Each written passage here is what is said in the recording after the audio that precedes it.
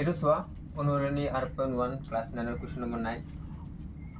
P by Q আৰ্হিৰ ভগ্নাংশ ৰূপত প্ৰকাশ কৰা সেইটো আছিলে 1 নম্বৰ এতিয়া এইটো ভিডিও আমি বনাই আছো 2 নম্বৰৰ কাৰণে মানে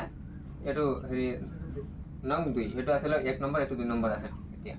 তো হেতুত আছিলে 0.81 ইয়াত আছে 18 ইয়াত এটাৰ ওপৰত ফুট আছে মানে এটাৰ ওপৰত বাৰ আছে এতিয়া এইটো আমি কেনেকৈ কৰিম সেই একে নিয়মত কৰিম পৰীক্ষাত খালি ইয়াত হেত আছিলে হেতু ভিডিওত আছিলে 81 এনেকৈ আছিলে এতিয়া কি হ'ব ইয়াত খালি এটাৰ ওপৰত বাৰ আছে এই কাৰণে আমি কি যাম খালি 8 বহাই গৈ থাকিম 0.81 0.18 এটাৰ ওপৰত বাৰ আছে নহয় জানো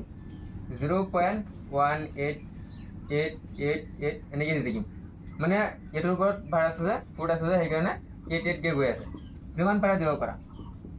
আমি হেড কি ধৰিছিলো এক নম্বৰ x বুলি ধৰিছিলো ইয়াতে x বুলি দিম x = 0.1888 এনেকৈ দি থাকিম এনেকৈ গৈ থাকিম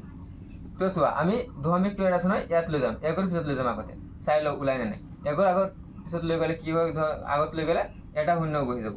আৰু আমাৰ লগত থাকিবই এতিয়া x বুলি ধৰিছিলো x দি দিবা = এতিয়া 1 আহি গ'ল 1ৰ পিছতহে এতিয়া হেৰিটো আহিব ফুটটো আহি যাব দশমিকটো আহি যাব 8888 এনেকৈ দি থাকিবা তো চোৱা এতিয়া আগৰ আৰু আগৰ পিছত লৈ যাম দশমিকটো ইয়াত আছে এতিয়া ইয়াত লৈ যাম ইয়াত লৈ গ'লে দশমিকটো ইয়াত আহি যাব মানে দুটা শূন্য হৈ যাব হয়নে নহয় x = 18 দশমিকটো ইয়াত আহি যাব 8888 এনেকৈ দি থাকিবা এনেকৈ গৈ থাকিব এতিয়া চোৱা এইটোক আমি 1 নম্বৰ দি দিম আৰু এইটোক আমি 2 নম্বৰ দি দিম হেতুৰ ভিডিওৰ নিচিনা হেতু ভিডিওত কৰিছিলোঁ এনেকুৱাই সেম 2 ৰ পৰা 1 মাইনাস কৰি দিবা 2 - 1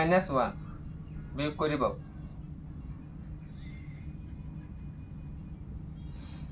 চোৱাচোন এইখিনি আগতে আমি বিয়োগ কৰি লম 100x - 10x = দশমিকৰ আগত কি জানা কি সংখ্যা আছে চাবা 18 আৰু এইটো মাইনাস দশমিকৰ আগত 1 আছে 1 দি দিবা 100x ৰ পৰা 10x গুচি গ'লে 90x = মানে 18 পৰা 1 গুচি গ'লে কিমান থাকে 70 চোৱা ইয়াত কিমান আছে x সিপিনে 90 ইয়াত ইপিনে 90x সিপিনে গ'লে কিমান হৈ যাব পূৰণ হৈ আছে সিপিনে গ'লে হৰণ হৈ যাব 170/90 কোৱাচোন কাটা যায় নেকি না যায় এইটো আছে তোমালোকৰ এনসাৰ